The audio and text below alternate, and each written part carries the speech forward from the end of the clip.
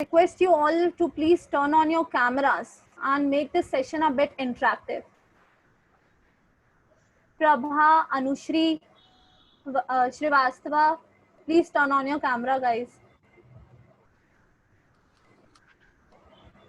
Also, as this is an interactive session, I would, if you have any questions, you can simply raise your hand, or else you can text in the chat box. They'll be answered soon. So I'm Priyanshi Jain and I'm pursuing my Chartered Accountancy and MBA from SIRT Bhopal, and currently I'm pursuing my internship at BRATS. So let's take a quick glimpse of what BRATS exactly is. BRATS is an independent organization which is helping and bringing the campus to corporates. BRATS aims to help the students to bridge the gap between theoretical knowledge and provides real-time experience in the fields of management and engineering. Let's have a look at the message given by our Captain BRATS.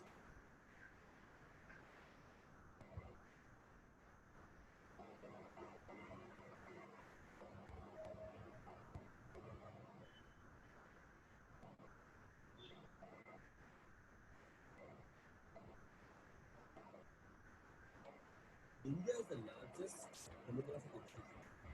Still, there are about 4 lakhs of students going. India is the largest demographic education hub. Still, there are about 4 lakhs of students going abroad for higher education year on year. But one side, if I'm seeing, a lot of Indians are actually leading global corporates. That's a beauty of Indian talent which needs to be pulled out. BRATS. Now, BRATS, what is BRATS? Everybody's hearing, you need to know what is BRATS. BRATS is Brands, Research, Advertising, Technology, and Strategies. What we are actually trying to do out here. So our last 3 years research developed this platform to connect industry and institutions. What are platforms we actually need to connect? We want you to get ready for the industry while you're in the institute itself. You are thoroughly going through your curriculums, but there are a lot of real-time experiences, case studies, live projects, courses maybe, and that has to be enrolled into your internships, otherwise recruitments. That's what we are here to bring out through your BRATS. My name is Suresh Kumar Kurapati and I'm the captain for BRATS. We already have about 1,000 plus students associated with us, and a lot of students actually helping us to grow within the campuses, being our campus ambassadors. That's what we look forward to, and I welcome you all, and let's grow together. Thank you so much. Goodbye.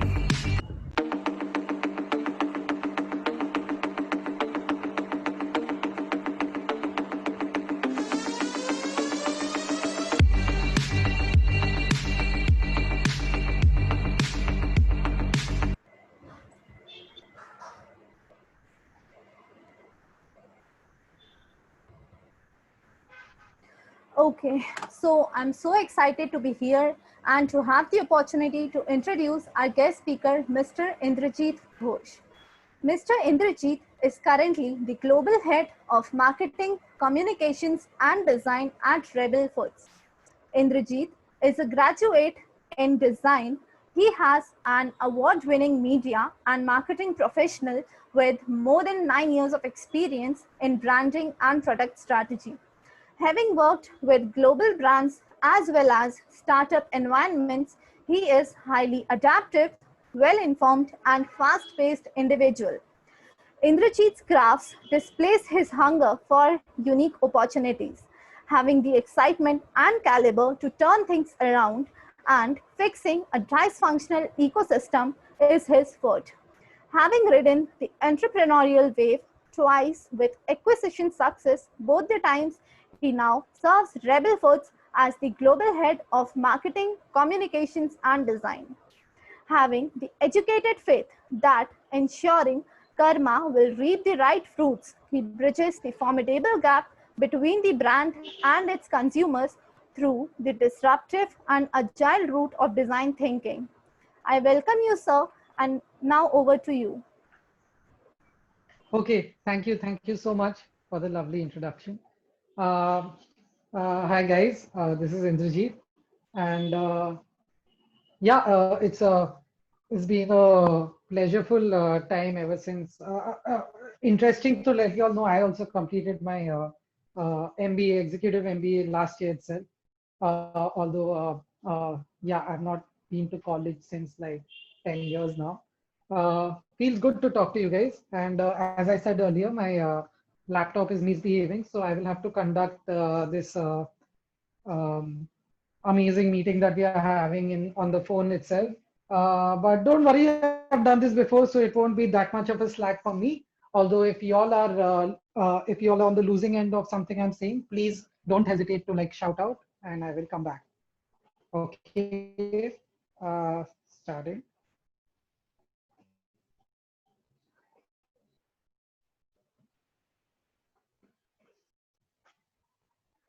Is my screen sharing? Oh yeah. Can you all see my screen? Yes, sir. Okay. So yeah, do y'all know what where branding comes from as a word?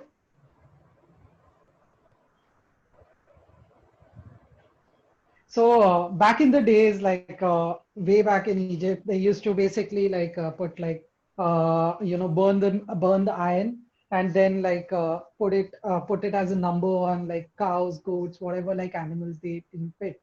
And then this was a culture which was taken back in Rome, and like people would even brand their own children by burning, and it's burning the like Greek pronunciation of burning that kind of actually like brought about branding as the term. So it's like even the oldest stories of branding starts with a lot of like forever appeal that whatever you burn stays forever. So I mean that's the psychology because of which staying forever becomes the factor, and then branding is what it's called today, or something that like stays with you forever. Uh, I mean, I mean, I'm sure you all have once or the other, or maybe you all have an aspiration as well, right? To work for Apple or like work only on a MacBook. Some of you all are like iPhone geeks. It takes a while to set that kind of thought process in a consumer's head, right? I mean, as much as you all would like to believe that you all are in control and like you all are part of this amazing Apple community, truth is that they have done something magical which has actually like turned like billions of people towards them over the years. And that's what branding is about, right? Meaningful differences. Uh, but if you look at it from their point of view, it's actually like, it's the kind of different meaning that you bring out of your brand. And that's what kind of sets the right affinity to the consumers, or maybe creates a completely open space for consumers. And that's the difference between like say a PC and a Mac. A PC sounds boring, average, ordinary, like very corporate, right? Like काम वाले लोग laptop चलाते हैं, and like chill वाले लोग Mac चलाते हैं. So like it's trend, like a Mac is a trendy version of it. It's youthful, it's creative, it's unique, casual and easygoing. And mind you, this is not just the design of the laptop. I mean, I'm sure there are lots of companies out there who have even more trendier or cooler or youthful designs for the Windows laptops that they're selling. But it's not as cool as Mac, even though like I mean, on a design perspective, you won't see much of a difference. It's something way beyond. It's a mind game that they have played in your head over the years in a very, very charming manner. I mean, uh, branding is obviously it's about the experience that you create, and that's what I was saying. It's not design; it's way beyond that. It's like pleasant surprises, and it's usually something that exceeds expectations. Like there's something that my boss, the CEO of the company, recently cracked up in a meeting, and you just can't tend to unthink it, which is happiness is equal to expectations minus reality. You know. So uh, that's what branding does. It makes expectations very low, but makes the reality so big that like in the end, like you're left with this amazing thing that you hadn't even thought of. And it's about keeping that promise. It's about like like being a shark. Like if a shark comes to you and like starts playing with you like a dolphin, you'll be really confused. you might just lose faith over sharks, even though you would really wish it didn't bite you off. But that's the power of, say pop culture, or what people say about things. And like in every sense, that's the power of branding. You brand it in a certain way and you can never unbrand it. You can't unbrand yourself. You are a certain person. You can't just change.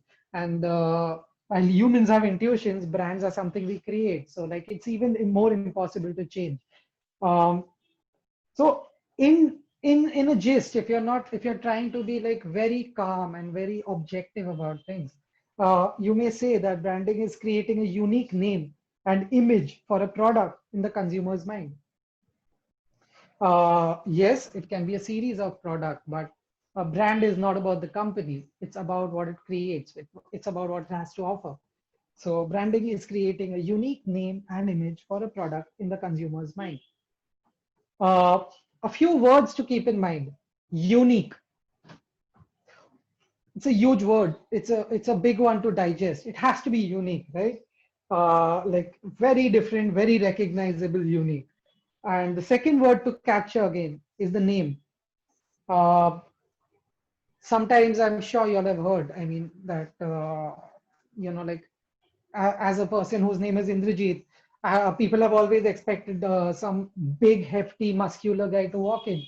And trust me, many have been disappointed after seeing me. Uh, the name really matters. It's what creates the aura of the brand, the product. So like choose a unique, like be unique and choose a good name.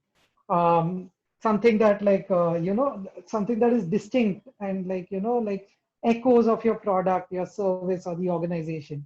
Uh, what are the four musts for having a strong name? It needs to be easy to say or pronounce. I mean, uh, easy to say or pronounce is an understatement, right? I mean, the best of the brands uh, are just so simple. Usually, they are just duosyllables, not even like a few of them are even monosyllables. So uh, so you have to like keep a name that is very, very, very easy to say or pronounce, and it has to be memorable and distinct. You can't forget it. It can't just be lost in the crowd. Uh, it does not cause any confusion. I'm sure y'all have heard of the time when Snapchat and Snapdeal got confused in on Twitter, in media, and because of Snapchat's some problems, Snapdeal's sales went down because everyone was confused which one is doing the wrong and right. So it can't. Your brand name cannot cause a confusion. Although that's like Snapchat is a global company, Snapdeal is an Indian company. It just was a problem in India, but it's a problem nonetheless. Another brand actually had to suffer. Relevant domain name is available. I mean, if your brand name is Oyo, you cannot have a myoyo.com. I mean, that's basics. Uh, it's great for a personal portfolio, but eventually, for a brand, for a company, if you're thinking for a company, I mean, there's always personal branding, but if you're thinking as a company, your brand name should be so like memorable that you just put a .com at the end of it and you have a website ready. It should be that strong. Um, there are various types of brands, right? Like brand names. I'm so sorry. There are various types of brand names. So this helps you. This will kind of help you in creating a strategy or a way to name a good brand.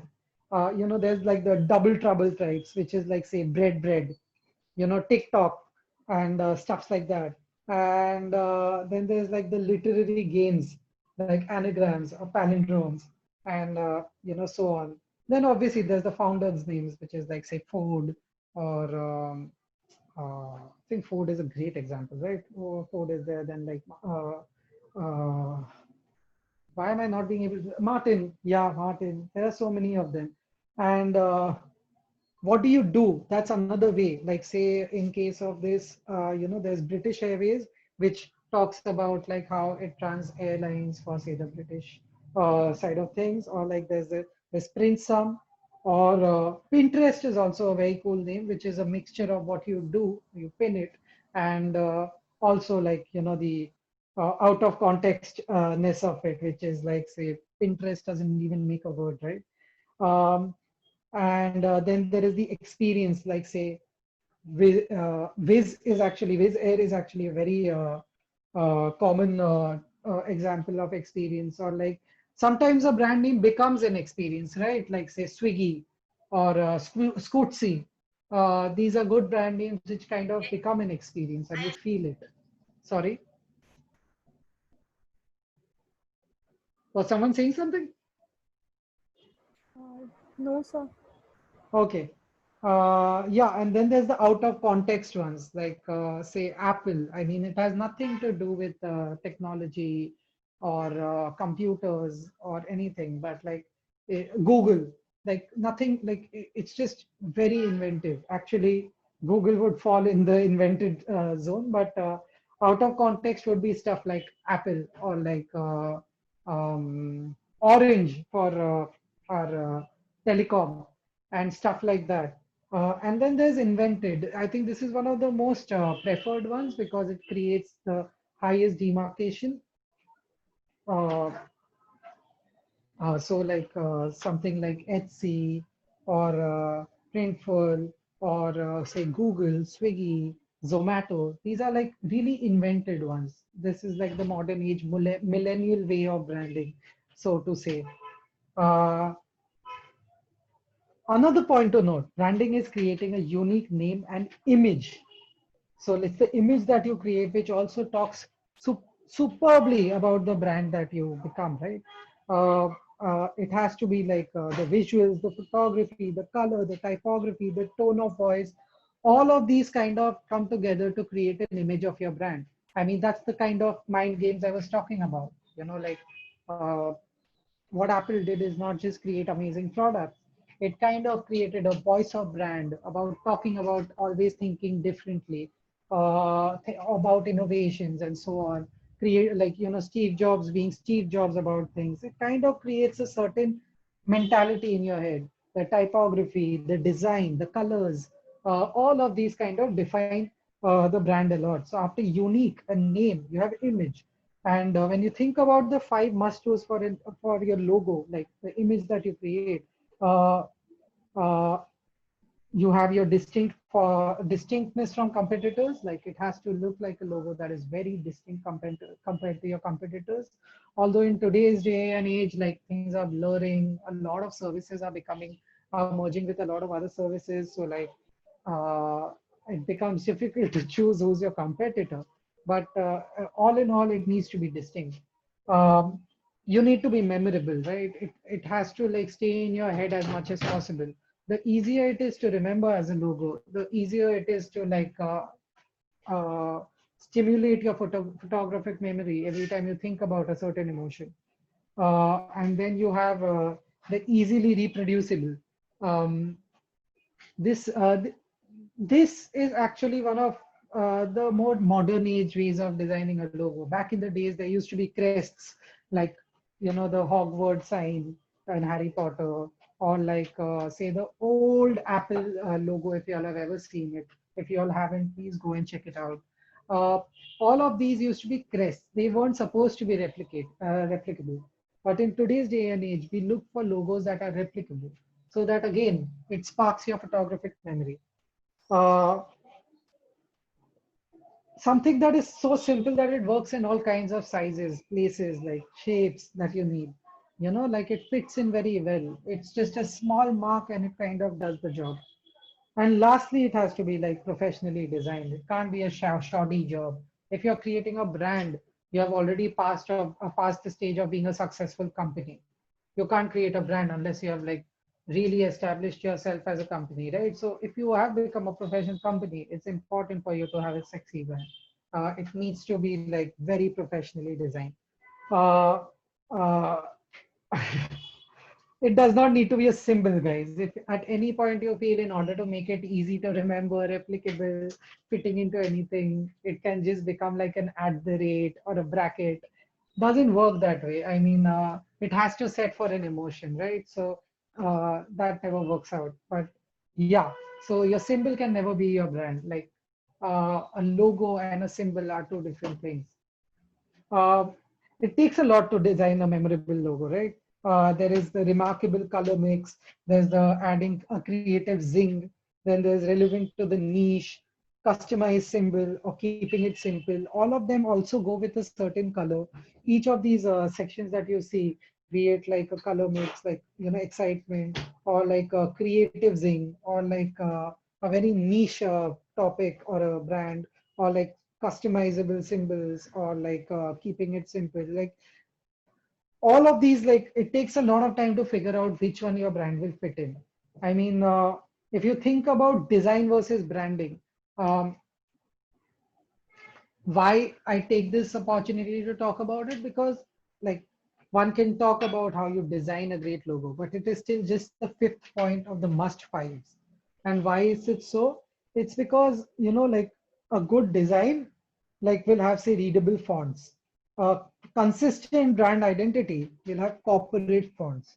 You know, a good design can have any font in the next design, but a brand will have the same font, like it becomes a corporate font of that brand. You know, say, and the same follows for say colors. Like it has a certain kind of colors. Every design can have a great color. Every logo can have a great color. But when you are doing a brand, it has to be consistent. It has to have a consistent kind of a color. It has to become like the corporate color. Uh, the the you know a good design will have high quality imagery. It will have amazing, sexy looking things. But a good brand identity will have recognizable design elements.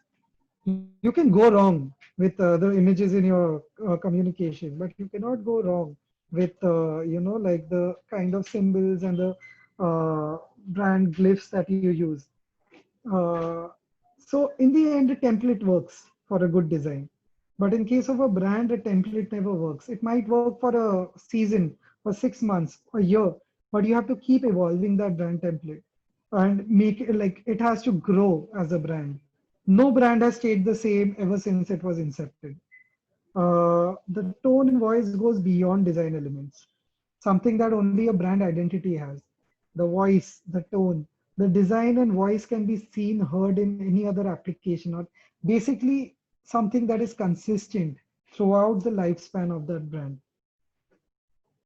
In the end, after all this, after like a unique name and image for the product that you're creating, it is something important, or rather like imperative, that you etch yourself as in the consumer's head. Like it has to register. If it hasn't registered, then like was your message even received? I mean, what were you even presenting? So like it has to register, it has to make a certain vibration in the consumer's mind, and that's when you have a brand. Obviously, I'm sure like you all have heard of this archetype theory, and if you all haven't, this is a very interesting one. So there used to be this dude called Carl Jung, and like he basically figured out like there's a certain kind of like an imagery or a form or a like like a collective nature ka imagery which occur practically all over the earth as constituents of myth and at the same time as individual products of unconscious. Why one says so? Because we all have the bad habit of stereotyping, right? Why do we do that? Because we tend to find a certain descriptive or like a certain science to to the way that things happen, and that thing is hardwired in our psyche. So archetypes, we tend to say, okay, like if we have two, three friends, we actually do end up saying this guy falls in the Joey category, this guy is a Chandler, this guy is a Ross, or whatever other film characters, you're such a Simran, you're such a Raj. Like you tend to stereotype. Where does that come from? It comes from Jung's archetype theory, which basically says that you basically have four types of brands. Ones which provide structure, ones which are on a spiritual journey, ones which connect to others, ones that leave a mark. Within each of these types, you have like a few more. So like the ones that provide structure are basically looking for seeking order. So they become like either the caregivers, the rulers, the artists. The caregiver is powered by service, ruler is powered by control, artist is powered by innovation. The same way, there are the freedom seekers. The innocent brands are powered by safety. The sage brands are powered by knowledge. The explorer brands are powered by freedom. Ego, the ones who seek ego, are like the ones who like satisfy the consumer's ego rather, are either the outlaws fed by liberation, or the magicians fed by power, the hero fed by mastery, the lover. I'm so sorry. That is the last section, which is like connect with others. So they are basically looking for more social validation. So you have intimacy powering lovers, you have pleasure powering gestures, and you have belonging powering the everyman. You know. So these are the different kinds of brands that you will always work with. The 12 kinds of brand archetypes. And each of them have like like if you go deeper you can see that each of them have a certain type. So like the sage is like the Google or the Audi or the IBMs of the world, the Wikipedia giving you knowledge all the time. The rulers are the Mercedes, the Rolex. The innocent are like the Disney, the Dove, the brand innocent, and so on. Like you can see this chart, it's available on the internet. It's not much to like get excited over. You can always check this out. uh, and like then a brand has only one meaning. After you have done this, after you know which brand you're trying to be, then you can go in the direction of what all you want to communicate. Like this is a Lexus ad, which is all about like high profile executives, right? Like Lexus is like you become like a senior VP or a VP, you're gonna get yourself a Lexus. And like that's why like this one had come up with the whole fact that and obviously the product had evolved, and we came up with this ad which is like the only car that can handle these curves. uh, Back in 2013, I mean, obviously, like if you do this today it will be ethically wrong, and I don't think we are ready for this today, but back in that time it had stayed true to that. And even today, like say the ones who respect say do not typically objectify women, and have still had to hold on to their brand values. They have evolved, right? Look, like so Lexus, or say like say Durex, or Playboy, Kama Sutra. They all have evolved in a way and made their communication more wittier over the time. Uh, why invest in branding? Because it attracts better clients or customers or consumers. You can charge a premium for the products and the services. You can close sales more easily, very easily, because like a brand, like any consumer or a client would like to associate with a good brand. um, you can reduce marketing costs eventually. Initially, the brand building takes a while, and after that, you can reduce marketing costs like crazy. It's amazing what great branding can do. And if you're suppose selling a product or you're selling the business entirely, you will realize that you have created a greater value. So these are the few reasons why branding really helps. Uh, like this is a black hole theory, where like you put a few things and then it's the magic that you do that creates the output. The black box theory, I'm so sorry. So in that case, like anything that you have as an idea, you should basically, before creating the experience, before actually working it out, it's just bullshit, right? It's not something that has actually happened. I mean, you have a great laptop, it has a great design, but I mean, so what? Who doesn't have that? Every company has that. But then you bring in the whole, like aspiration value. You bring in the fact that there are no irises.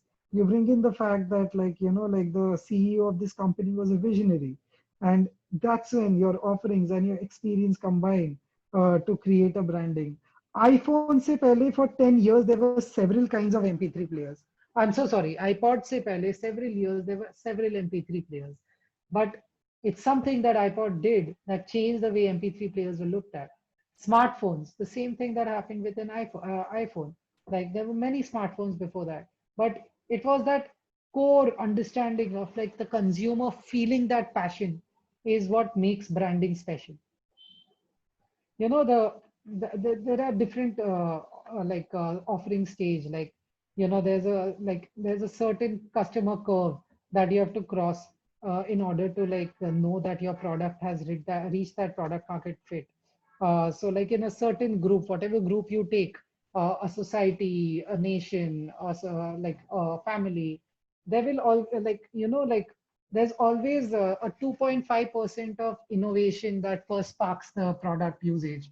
And then there are the early adopters who see the others doing something and see that there's some value in their lives added because of this activity. And then they actually there are early adopters who start trying it.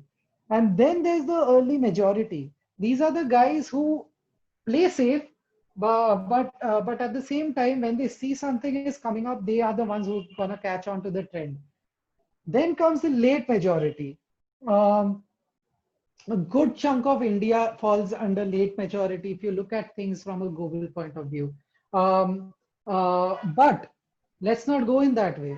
In every nation, the middle class actually is this section, which is the late majority. In most of the global spirits, it's the youth, which is usually in the early majority. And then there are the brand suckers and the ones who take risks. And these are the first 15 percentiles, which are the early adopters. And then you have the late majority and the laggards. The laggards are basically the people who are still using maybe a Nokia 3310. They don't see the point of having a smartphone and so on. Uh, so who controls your brand? Uh, uh, Over the years, McDonald's has evolved, right? When it started off, it was a pickup burger place. And over the years, it has become a family restaurant. How did that happen? It's exactly the way, say, a dog evolved from a wolf. There is a lot of natural selection and a lot of man-made selection in the process, which metamorphizes a brand. So when it was a takeaway brand, it wasn't a brand at all. It was the places. And then McDonald's got known for its quick and fast burgers because there was no fast food category back then. And then eventually, when you want to and then eventually, McDonald's started having toys and everything for the kids to play with while they would be sitting at the back. And that's when it started encompassing a bigger sphere in its branding faculties. And eventually, over the time, it became a family brand. You didn't have to only believe in McDonald's when you were going somewhere. You could stay at home and just go for a walk and sit down at McDonald's and have a burger. So who controls your brand? A lot of things. The way the way a city grew, the way the families mushroom, the way McDonald's itself started giving out those Happy Meal toys. So it's a mixture of things. But one thing is true. At no point did McDonald's forget that its core product offering is giving happiness through that one single piece of bun and meat and a bit of salad in the middle. Uh, you have to send and receive from the universe. Sounds very philosophical, but is the identity you build and is the perceptions of others that makes your brand. It's philosophical because that's exactly true for us humans also. You can try to be someone, but at the end of the day, it's the way you come across to people that builds who you are really. That the same way it's simply true for a brand. It's not true for your it's not true for PNL, obviously. It's not true for say governance, but all of those things combined, the way you handle your PNL, the way you handle your governance, the way you handle your product mapping, the way you handle your communication strategy, all those things define what a brand becomes. The way you handle your operations, all of that, you know and how that affects the customer, how much value it brings to the customer. uh, Now I'm going to talk about a bit about say Fasos, how a single brand called Fasos evolved. And I can see that I have around 20 minutes with you guys, and that's a lot of slides. So I'll be very honest, I will jump through it. But if you really want to stop by, see one or two things, I will definitely do that. So Pasos was born Pasos was born out of the thought of two people who were, one of them was in London, one was in Singapore, Jaideep and Kallol. they wanted to start one restaurant, you know, like every bros, all the bros wish that one day they'll start a restaurant of their own. That's how Passos was started. In Viman Nagar, on March 2011, the first shop was put up. It was crazy. Everyone was like very excited. And um, soon enough, like say by December, along with the wraps. Have you all had Fasos? Have you all ever tried Fasos? By the way, I never asked. Yes, sir. We have. Are you all fans? Yes, sir. Over quality, yes. Okay, over price, no. Over what, No. no. Quantity. Uh, Price is something that we have to think, but quality is top notch. That's awesome, right? So then Yes. basically, once you all are done with your MBAs and you'll get a better job, you can go for and have some Fasos. Yes. Right, like yeah, that time you all won't complain about the price. Maintaining quality does require some, you know, changing the demographics a bit, but it's been worth it. It's a 10, 15-year-old brand. I mean, but it sucks. Even like, for example, I was a one faces the same problem with say McDonald's or Domino's also, right? Like 250 rupees for a meal. It's just crazy, but like yeah, the amount of stuff that goes in the back end, you have to ensure that you give the best. Anyway, I'm glad you all are fans. So yeah, March 2011 it started. We introduced the Swig to make it a complete meal, and we didn't want to partner with the Cokes or anybody. It was becoming a homegrown brand, and we wanted to really stay true to that. So we introduced Swig, which was in apple, like appy. It was like in green apple flavor and masala soda. After that, in 2012, we introduced desserts to make it even a more complete meal. Uh, as you can see, like the evolution of a brand, or more so, a restaurant evolving to give more and more to the customers, so that people stick around more in the restaurant. There's more to offer. Soon enough, we had like meals, like we were giving away rice box, rice piece, which was a complete meal on the go. So it wasn't a fast, like it wasn't just like say snacks. It was like even your lunch and dinner was getting sorted. And as you said, quality was never degraded. So top-notch lunch, snacks, desserts, and so on. In 2012, we also like changed our packaging. We could see that people are believing in us for way more reasons than just our product, right? So we started changing our packaging. There were quirky lines. We started branding it basically. Fasos was becoming a brand. You can see it now. Before which it was a service. Hello, am I audible? Yes, yes, yes. Yeah. So before it was a service, and now it was becoming a brand. A great experience, a great profound experience. This is when, like, say, the co-founders actually quit their jobs and came back to India to take it to the next level. And in 2013, by this time we have like several kitchens, right? We are in say some 5, 6 odd cities. We are like, let's introduce biryani. Let's make a good brand out of like, let's make a good biryani product, because biryani was always like, except for say Paradise or Lucky, which are few places, there was no organized brand for biryani. So we wanted to own that space, and we introduced biryani, but we failed, and we didn't get great ratings. You know, one of the major reasons why that happened? Can somebody take a guess? Because people were habituated to the regular meal. Sorry? Like people were habituated to the meal that the brand has provided before. That's why they No, didn't like that's the not the answer. I People guess were it's the habituated name. to, I guess it's sorry, the name. I guess what name? the name. I mean, the way the biryani was named that time. So I think that was the reason. I didn't get you. What do you mean by that? The name you have put for the biryani, the Yeah, Hiroshima, Hiroshima, Nagasaki. Nagasaki. Yeah. No, that wasn't the name of the biryani. That's the name of this incident. Oh, Okay. I think the people No were not one, biryani lovers at the day at the I think the no, taste was not good. That's the reason. no. Everything was great, yeah. But something very magical had happened, which made us realize our next few steps. No one wanted to have biryani from a wrap seller. It was as simple as that. Okay. How can a person who makes food out of paratha make a great biryani? Rice we stick it, steamed rice, and it's like the masala which goes in the wrap. But no one wanted to have a biryani from a wrap maker. And that's when things change. Like you wouldn't want to buy, say, a smartphone by IBM, right? Even though they make amazing machines. Although you do that every day with Apple. You have an iPhone, you have a Mac, and so on. So that's when you realize the power of branding.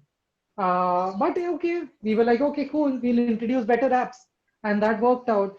And we introduced our signature apps and we introduced more flavors. And few of them still stay today, like cheesy corn salsa, barbecue chicken, cheese milk chicken. Um, we obviously in 2014, I'm sorry, I can hear some sound.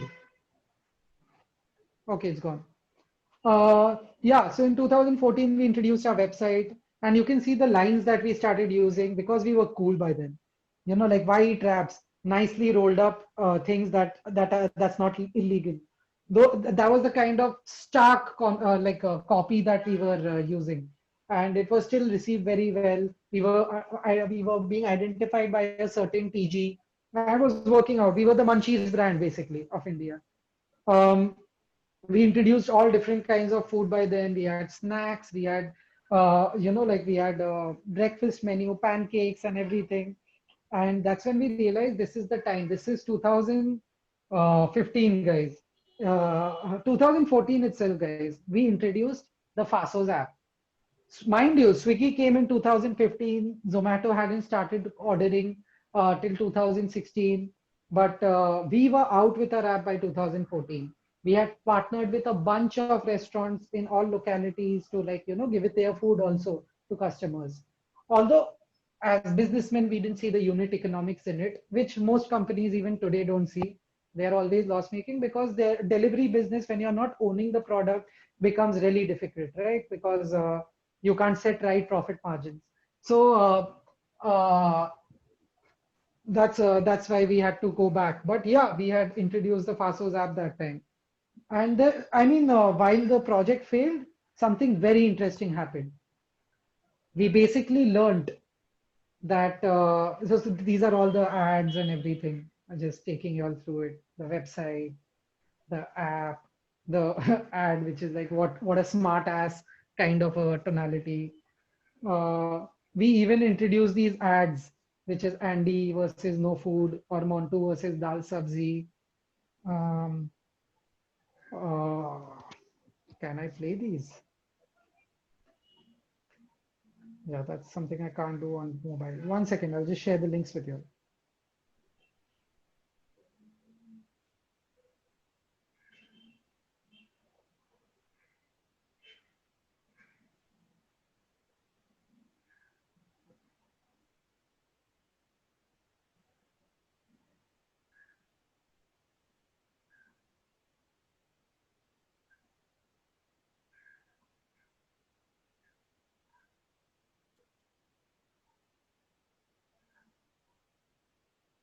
Yep.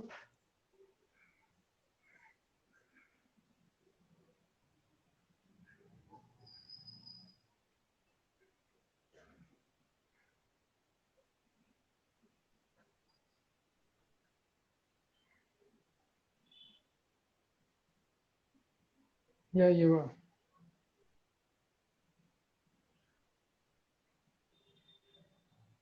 Can y'all got the link? Y'all can check it out anytime. Yes, Y'all yes, can we have paste got the it. link. Yeah. So these are the kind of ads we put. So the campaign name was Aaj Khane Mein Kya Hai? Because we were covering all kinds of khana. Um,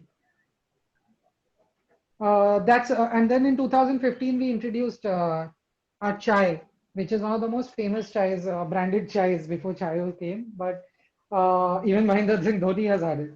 So it was one of the first organized branded chais. And in 2016 we had all the meals. We had sausages, we had omelets, we had rice and everything.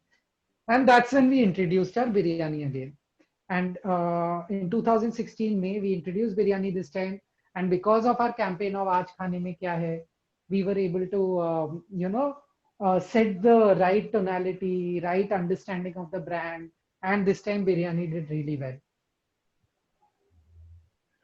After that, we in 2017 we decided to like get our colors back. If you can notice, our brand had lost its color. It had become black and white compared to this is the black and white logo compared to the old Fasos look and feel. So in 2017, after like 5 years, we decided to basically, after 3 years, we decided to get our colors back. We changed the colors in the app, we changed everything, and Fasos became like a proper legit food ordering app for just Fasos meals. We had a bunch of things. We introduced Lunchbox, the packaging became more groovy, and we became more new age. This is more recent times, it's just 3 years back, guys. And in 2018 we went even one step ahead with What If, and like created like this aspirational packaging which was taken up really seriously. Everyone loved it, and that's how Fasos became what it is. But thanks to this app, as I said, we failed, right? We were not able to do the delivery business very properly. But what happened beautifully was we were able to learn something. What we learned was that running restaurants is a very expensive task. And the second part, users, 70% of them order online instead of going and sitting somewhere when it comes to, say, most of the meals, apart from, say, gourmet meals. So 2017, this came to us that you'd like, running restaurants like across 10 different cities, various locations around like 300-400 locations, it becomes really expensive. Not the best way to go forward in a business. And B, most of the people order online. And that's when we introduced the dark kitchen. Before I go to dark kitchens, this is basically the current packaging of our classic wraps. As you can see, there's been a great evolution of the branding. And yeah, this is what I'm talking about. That's when we introduced dark kitchens, where you don't need a restaurant. You just need kitchens. It can be in an industrial space, so your rent reduces by many folds. And since you're not running a restaurant, you don't need to specify, you don't need to play the book of playing by one brand. You can have multiple brands under that one kitchen. And that's when we introduced the multi-brand dark kitchen strategy. And we came up with a bunch of brands like Pasos was there, then there was Behrouz Biryani, Oven Story, Firangi Bake, and Olive Trays, Ketlin Kegs, and so on. And in 2018, we launched Behrouz Biryani. Have you all tried Behrouz Biryani? Yes, it's absolutely amazing. Okay, great. Is this like a very expensive biryani for y'all? Actually, if we When with compare the, friends it is, but when with family, yeah, affordable. Yeah, so you can see that it has taken a place of like something like a high premium brand like mainland China, right? Hello. yeah, we can see that Yeah. because So not that it is. because of the delivery apps available here, so many like Swiggy, Zomato, Yeah. they all Yeah. reduce the prices to at some extent. But when we order Behrouz, we expect that it will be expensive. Man. Yeah, that's Beirut for you. And we launched the first, say, branded biryani in the world. And I'll just share the. Have you all seen the ad? Hello. Yes, yes. Y'all have seen the ad of the biryani that's worth of orders, Yes, definitely. yes, we have. Yeah. So that was my first project with Rebel Foods, by the way. So it was fun. Um, anyway, so we introduced Behrouz Biryani. We gave that whole royal feel. We did not want to, like lock down to a certain kind of cuisine, like this is Awadhi biryani, or this is Kolkata biryani, or this is like Hyderabadi biryani. So we created a biryani that came from, say, the Persian roots of, biryani making. So a very personal Persian touch outside India, very mystical, mythical touch with a story, and that's how we introduced this brand. Uh, and we really worked our asses off to create that persona and get that feel even inside our own minds.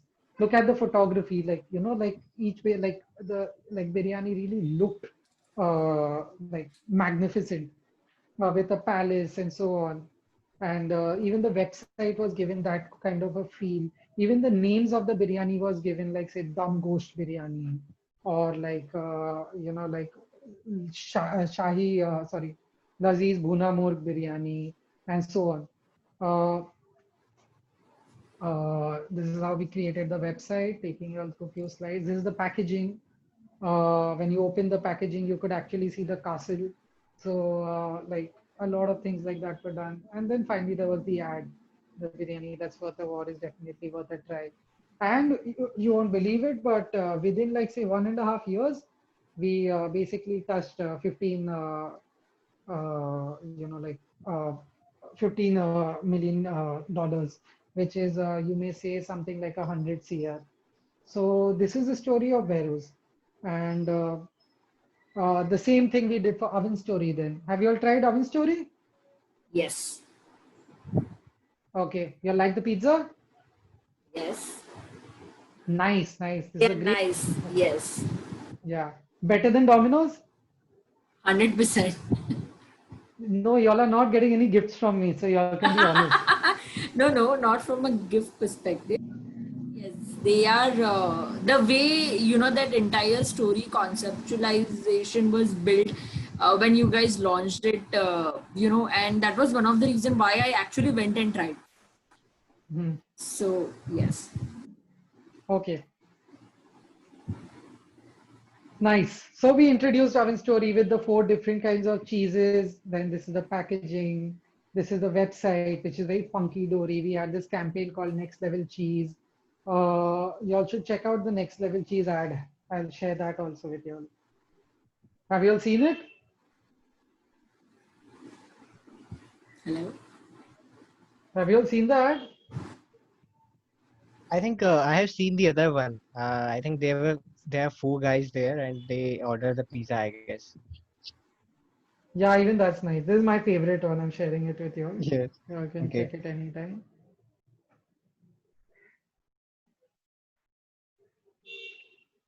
Yeah. After that, we basically like went all the way to hoardings and everything. We asked people to take screenshots, share it. We made Oven Story a big one. And that's how we have launched like several brands, right, over the years. Like say Lunchbox, Oven Story, Mandarin Oak, Sweet Truth, 500 Calorie Project, Navrasam, Firangi Bake, Slay, The Good Bowl. All of these have their own cuisines that they follow. Some of them are multi-cuisine. Some of them are very niche brands, but all of them are present across India. Right now, we are across like say 30 cities with around 1,500 kitchens. Sorry, yeah, 500 kitchens with almost like some 2,700 restaurants active. So that's the kind of power we have. We, as a chain of multiple restaurants, not just one brand, as a chain of multiple restaurants, we are bigger than Domino's. We are definitely bigger than Jubilant Food in the sense of how many restaurants we have listed across. So, and all this because we have followed this one safe, satisfy, like, one principle that you satisfy every food mission through different brands. So, like, if you look at a 2 by 2 matrix of regular meals to occasions or indulgent, something that you mentioned earlier, uh, to the other part, which is, like single meal or like say meal with like family and so on, then you'll see that Beirut falls in the latter end and topmost section. And that's where the real business value is. And at the same time, that's where the real consumer value is also. You're associating Beirut to a certain occasion every time you're eating because you're eating with family. And when it's family, there's always a special moment. You know, then there is Oven Story, something that happens like either you eating it alone or like with a bunch of friends, right? It doesn't have to be special occasion. It can be any Friday, Pizza Friday, and so on. But and at the same time, like you're again like with your friends, family, whoever, and like there is a bunch of people there. Although now Oven Story is shifting a bit niche ki taraf because we are introducing single serve pizzas as well. but that's how we see it. Fasos is always going to be on the other end, which is like say daily time, anytime a single person can have it, and so on. So this is the landscape of how we look at creating brands or services for our customers. Uh, this is kind of the time it has Actually, taken. at Yeah, say. yeah, actually, at one point I used to think that these are the different brands because each one of that has created its own brand, like our story. Or if you say Behrouz, like when we speak of that, we consider it as a brand. We don't find it related to Fasos. That's how Yeah, great exactly. it looks. Exactly, exactly. That's the beauty of it. And they should stand for themselves, right? So that's exactly what the idea has been. In fact, we'll be putting our Fasos app down also. So there will be no semblance of any of these brands anywhere. Uh, if you look at it from say business point of view, like it took us around see 2.5 years to make Fasos a 100 CR brand. Once we figured out the multi-brand strategy. It took us 1.5, almost like say, I would say it took us, I'm so sorry, I'm reading it wrong and I forgot also. It took us around 4.5 years to create Pasos. And it took us around 2 years to create Beirut. But when it came to Wavin Story to create 100 crore brand, it took us almost a year.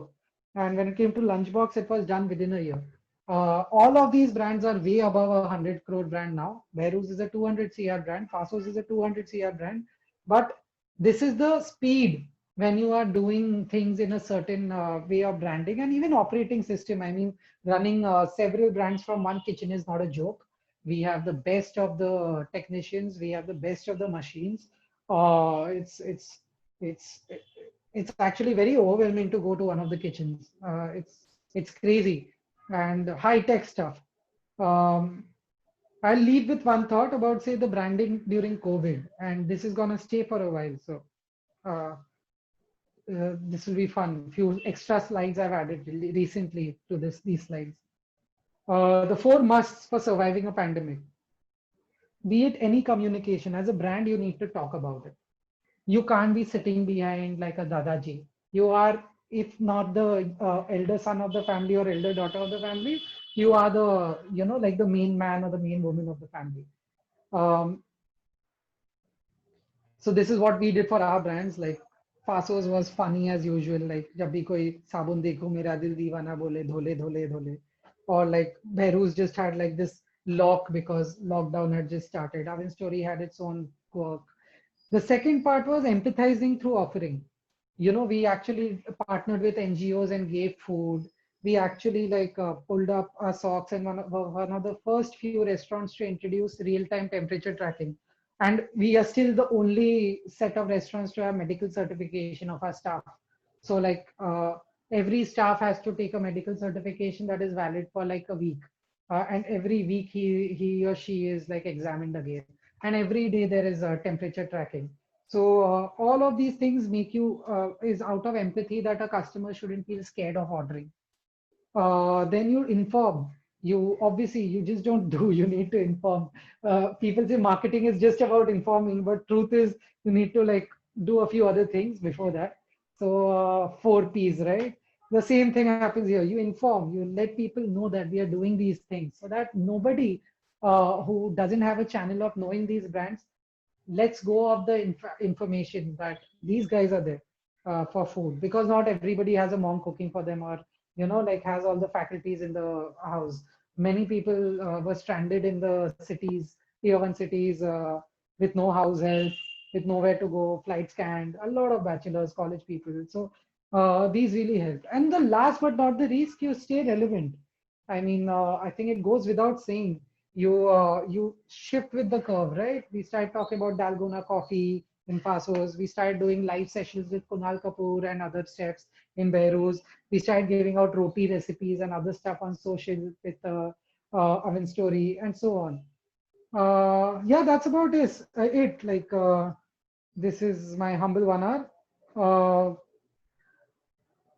small message that like I really found fascinating, that for us it's a long weekend, for them it's just another day. So yeah, guys, stay hungry, stay foolish, stay home, stay safe. I would end here. I would open up for any kind of questions now.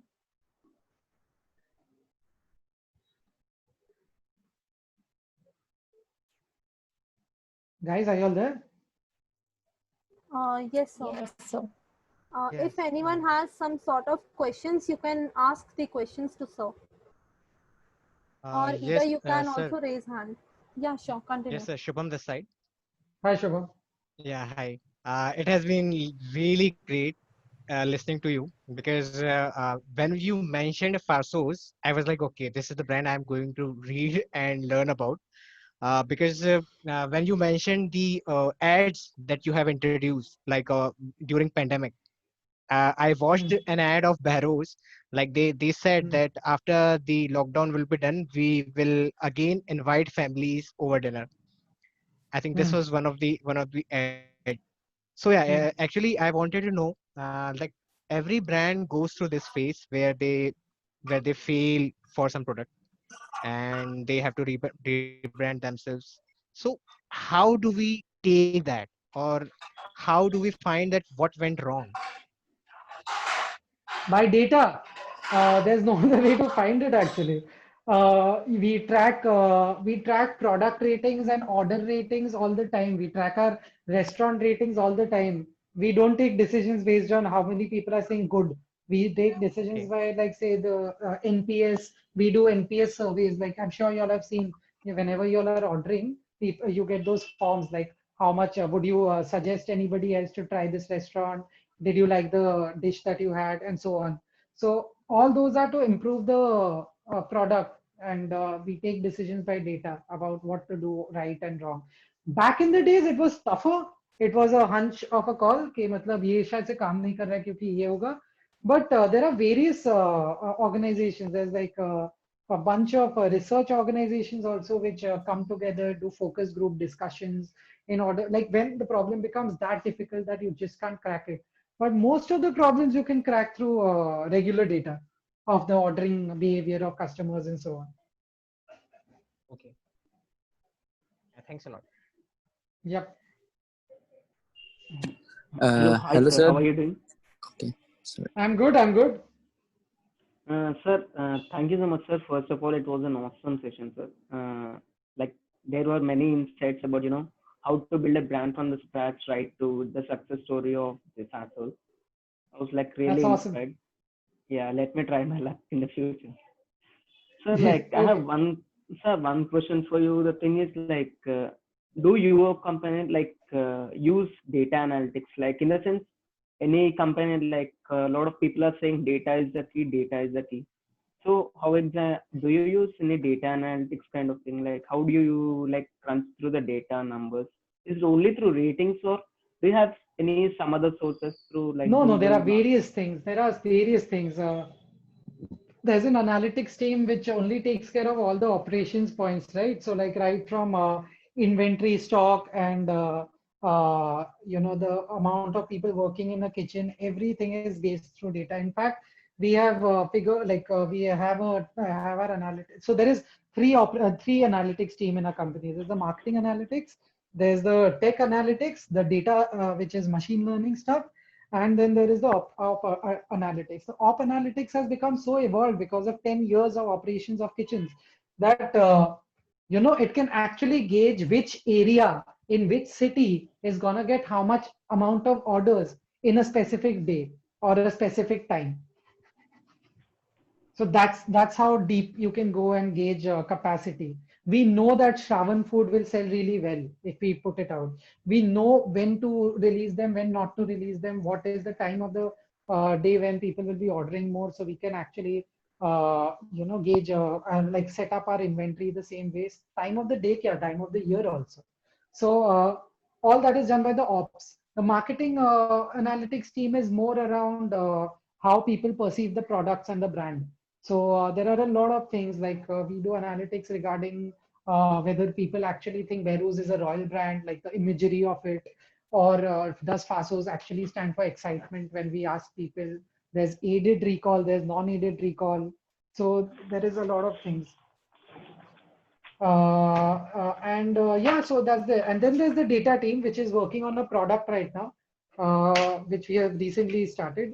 So that is the team that will be going through user journeys of the app and everything, and understanding what to promote, what to not promote, what kind of food to suggest when you're ordering something, and so on and so forth. Yes, sir. Thank you so much. Yep, Hello, sir. Sai Kiran this side. yep. Can you hear me? Yeah, Yeah, I can hear you. yeah. It's a lovely session and good presentation, sir. Thank you for that. Hmm. Uh, Hmm. my question, like, as you said initially, the biryanis for the which were done by a wrap company like have failed. So, what was the different thing that you have done for Behrooz? Like, you might have thought which we could have done for Behrooz could be implemented previously as well. So, what was the difference done for the propagation of the biryani? There was no difference. I mean, it was more about how will the product, like there's a product and there's a certain thing that will work for that product. I don't think you can create royal wraps or royal pizzas. But biryani gives you a sense of, enigma about like royalty in any way. And it comes from the years of royalty. So it made sense only for that cuisine, right? Like, I mean, But you have it a has anyway certain, come through the brand, right? So it all boils down to the brand. Like Behrooz is a brand in itself. So even Fastfood is a brand. yeah, So what were the what yeah. what is the main difference apart from the branding name?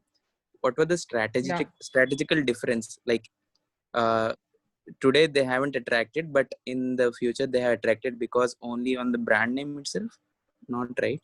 So Uh, so there's obviously we do a lot of marketing of say performance media and everything to promote the brands and to promote the restaurants on social,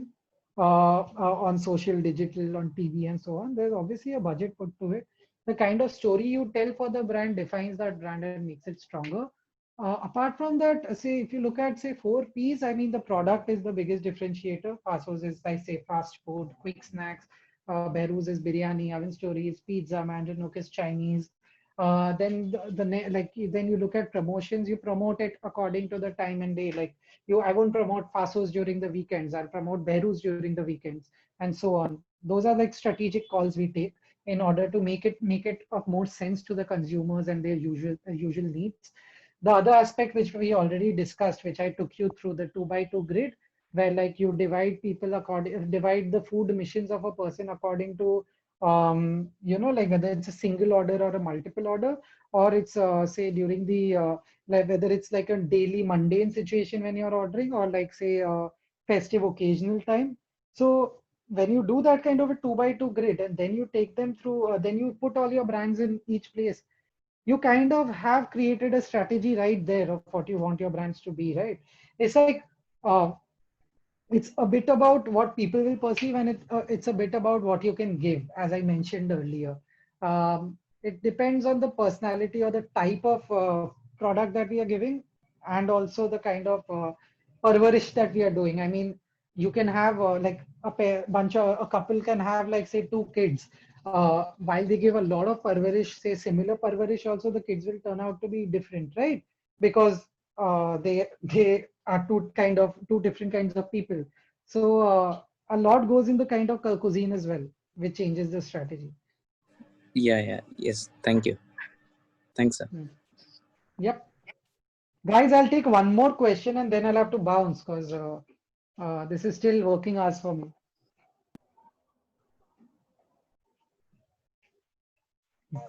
Thanks, Indrajit. Thanks so much.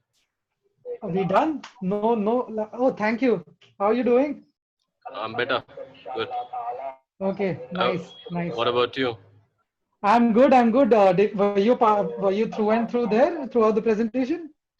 Not exactly because I was getting into other calls and coming back. Of course, I didn't Okay. want to miss it. Yeah, that's Okay. how. We should do this again then. We should. We should. Yeah. Anyway, yeah, the pleasure was mine as well. It's always fun taking my viewers through the journey of Fasos. I mean, I think Rebel has partly hired me for that only. So yeah. Yeah. So, guys, any last question before we say goodbye to Mr. Indrajit? Anyone? Just an appreciation note, ma'am. It was an amazing session, sir. Thank you so much for all the wonderful inputs. We might Thank use you. them Thank you. while we will pursue our careers as professionals. Guys, you'll better use them. I've spent 1.5 hours today. They better be used properly. They need to go many folds. How many people are participating? Yes, sir. We There have are around 22. 22. So yeah, man, it Wow. like 24 to 30 hours of great work can happen out of this one conversation. So I really hope that does. So, there is one more Right. We will. compliment. There is one more message from Miss Prabha. She says, thank you, sir. It was a great session and it was very, very informative. Oh, that's so sweet. Thank you so much. Is this in the chat? Yeah, it was in the Yes. chat. Thank you so much, Yes. Prabha. Thanks, Indrajit. I'm taking leave, and thanks for the wonderful session. I'm supposed Yep. everybody enjoyed. See you soon, man. Yep. Take care. Bye, guys. Bye. Bye. Thanks a lot, Before, Bye, one second. Before Okay. Tell me. The photo. Yeah, otherwise my team will kill me in the back end. So Actually, let's just, guys, can we all quickly switch on our videos?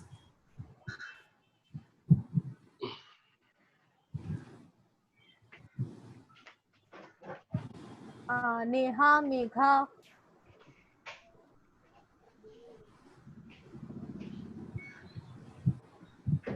It's okay.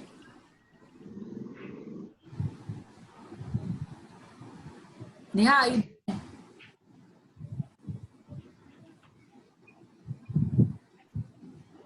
I love the Rahul's background. It's awesome. Rahul Bihani's. I love it. I'll have to check this. What is this? Okay. Error. That's so cool. Oh, yeah. Actually, I'm on my phone. I can't get to see all the DPs in one go. All the profiles. Yeah, you just need to swipe it in the left, then you get to see. Yeah, I'm doing that now. I can see it now. That's crazy. Yeah, it's so cool. Rahul, which institute you from? Rahul Bihani.